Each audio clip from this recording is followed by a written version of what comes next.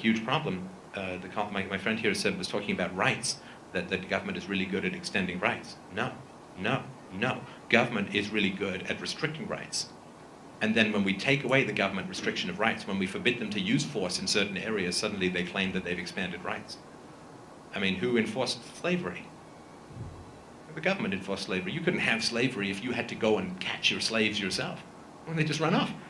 And what are you going to do? No, you have slavery because the government will go and catch them for you and bring them back. It is the government that enforces slavery.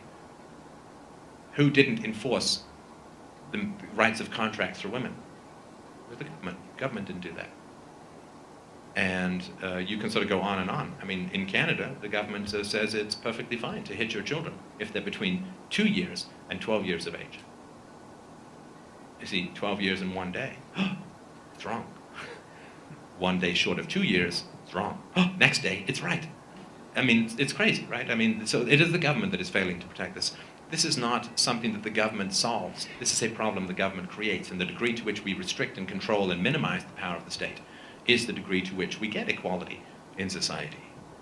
And so I agree that poverty is a big problem.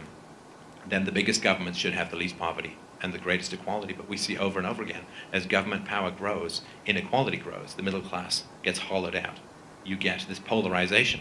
The rich use the power of the state to line their own pockets. They use the legal protections of one of the greatest evils called corporatism, called corporations. Corporations are huge legal shields that the rich hide behind to escape the consequences of their actions. Remember that BP oil spill? How many BP executives lost their homes because they weren't taking care of their rigs? How many bankers went to jail for destroying trillions of dollars of the world's wealth? 0. How many protesters went to jail in the United States for singing Van Morrison in a public park? 2,500. The power of the state enriches the rich, impoverishes the poor. We're just driving around, and we were talking about this yesterday when we went walking around Sao Paulo. I know that the average Brazilian wage is $6,000, $7,000, maybe a little more US dollars per year. And so naturally we thought, well, you know, if the labor costs are so low here, we should go and buy a lot of stuff. You know, we should be, you know, rich, evil, gringo capitalists come in and buy a bunch of stuff, which would bid up wages, which would increase everybody's income over the long run. We went to the mall. I looked at a nice pair of slingback pumps. No. But we looked at shoes, and they were more expensive than Canada. We looked at the electronics. It's like, well, not too bad. The tax is what? 100% on an iPad. And so we can't. And is that because the government is doing something to help the poor? No. The government is not helping the poor because the government is not letting us purchase stuff, thus driving up the wages of the poor. The only way to raise the wages of the poor, not pass laws and point guns at people who won't hire them for more, raise the demand for the poor, which means lowering barriers to trade. Lowering barriers to trade always drives up. This is a sustainable way to increase the wealth of society. Passing laws, pointing guns at you and giving the money to you, I mean, it just completely distorts everything. Completely distorts everything. So my argument is, when you take the gun out of the room, human society, human interactions, human relationships, human economics always improve. Not necessarily for everyone all the time, of course not, right? But in general, that is the very, very clear trend. As government powers go down, the human condition improves. As government power increases, the human condition decreases. I mean, to do all of this stuff, to do all of the social engineering, the welfare state and this and that, the government has to do two things which are unbelievably bad for people. Number one, it has to take control of the money supply, right? Because to give people things, if you don't control the money supply, if you have a gold standard, or whatever it is that maintains the value of currency, because I know in South America, the value of currency can be quite an exciting thing, as it is now for the rest of the world. If you want to give people things for free, you've got to take control of the money supply, because it doesn't work otherwise, right? So if I say, well, I want to give everyone $100, 100 reals, what do I have to do?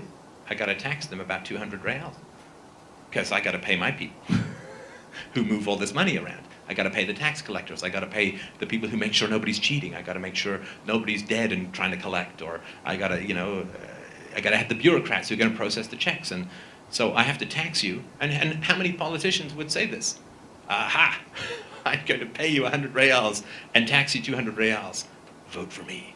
I mean, this would not be anybody. So in order to give people the 100 reals, you have to take control of the money supply so you can print the money. And the people say, hey, look, I have 100 reals, how fantastic. But it only buys 20 or 30 or 40 reals worth of stuff because it's all so much. And then, of course, when they control the money supply, they have to control the interest rates. Because if you print all this money, the interest rates go up. And all the money that you've borrowed to bribe all these people, interest rate goes up.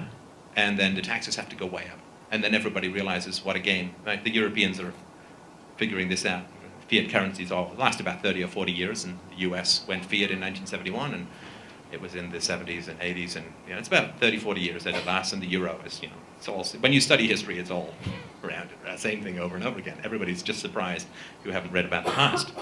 So the increased government power and inflation is the worst thing for the poor, because the rich can do defensive things with their money, but when the poor are poor and the price of bread is going up, this is unbelievably catastrophic. So this idea that you can appoint some group, the last thing I'll say is if we are interested in equality, there is no greater inequality between those who control the money supply, who control the interest rates, who can sell off the unborn productivity of future generations for the sake of bribing people in the here and now. And this is inevitable with the state. This is not the state gone wrong. This is the state. You bribe people to get their votes, and you pay them off by selling off fetuses to Chinese bankers. It is unholy.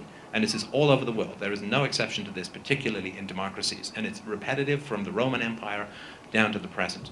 You give people shallow entertainments, reality TV, Telemundo. You give them this stuff, and you bribe them with printed money and borrowed money. And the power to do that is the greatest inequality. I cannot type whatever I want into my bank account. I've tried. It's a read-only field. Total bummer. But the government can do that. There's no greater power than the power to control money, the power to control interest rates, and the power to sell off the productivity of the unborn. And there is no equality that can come out of that moral and legal and philosophical inequality within society.